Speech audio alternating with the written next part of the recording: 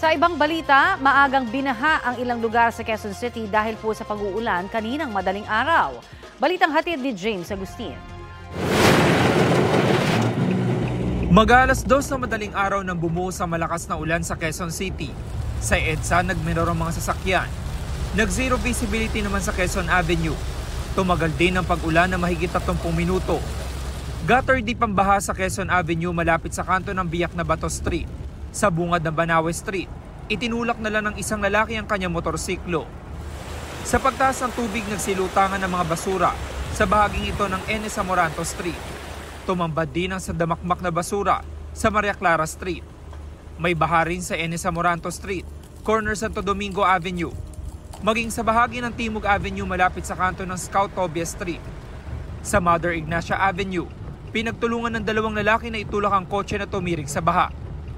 Nagminor din ang mga sasakyan dumaraan sa EDSA Pitwasan Underpass dahil sa gutter deep na baha. James Agustin, nagbabalita para sa GMA Integrated News. Kapuso, para sa mga maiinit na balita, mag-subscribe sa GMA Integrated News sa YouTube.